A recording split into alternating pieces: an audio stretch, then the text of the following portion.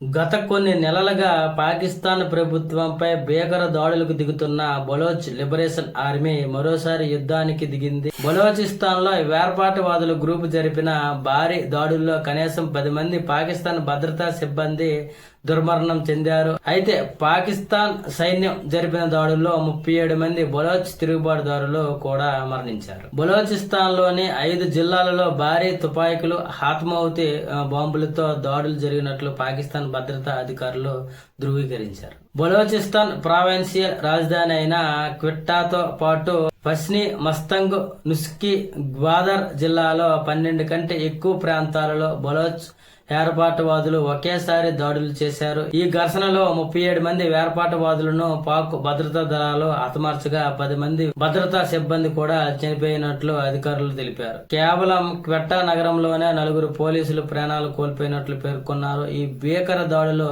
బాధ్యులు మేమేనని Baloch liberation army ప్రకటించింది. పాకిస్తాన్ సైనిక స్థావరాలు, పోలీసులు, పౌరుల పరిపాలన అధికారులను లక్ష్యంగా చేసుకుని ఈ దాడులు చేసినట్లు తెలుస్తుంది. తమ మాతృభూమి బలూచిస్తాన్ ను రక్షించుకునేందుకు ఆపరేషన్ హిరోఫర్ లో భాగంగా 2వ దశను ప్రారంభించినట్లు ఈ సందర్భంగా బలోచ్ తిరుగుబాటులు ప్రకటించారు. అయితే పాకిస్తాన్ భద్రతా దళాలు వేగంగా స్పందించడం వల్ల వేర్పాటువాదులను ప్లాన్ పూర్తిగా అమలు కాలేదని ఒక సీనియర్ అధికారి తెలిపారు.